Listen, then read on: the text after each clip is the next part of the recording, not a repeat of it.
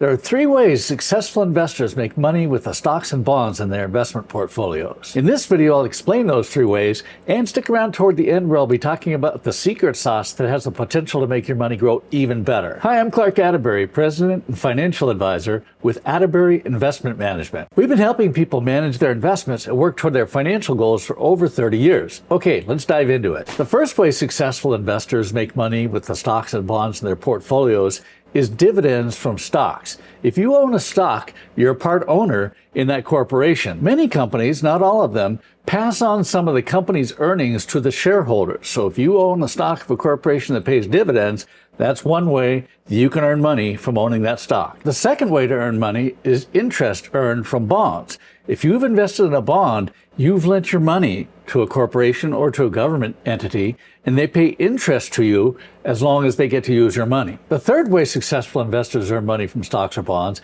is from capital gains. I said with stocks you could earn dividends, with bonds you could earn interest. Well, with stocks or bonds you can have capital gains. Capital gains are the difference between the price that was paid for an investment and the price that it was sold. Think of it like buying a house for $500,000 and selling it for $600,000. The difference between what you paid for it and what you sold it for is the capital gain. Same thing with stocks or bonds in a portfolio. Now for that critical variable that I promised you earlier that has the potential to make your money earn even more for you. I'm talking about compound earnings. Now, if an investor withdraws every dividend that a stock pays, all the interest that your bonds pay, and all the capital gains that are realized from stocks or bonds, your portfolio will continue to earn them, but nowhere near as powerfully as if you leave that money in there. If there are dividends on stocks, reinvest it. If there's interest on bonds, reinvest it. If there are capital gains on stocks or bonds, reinvest it. That way you take advantage of the tremendous power of compound earnings.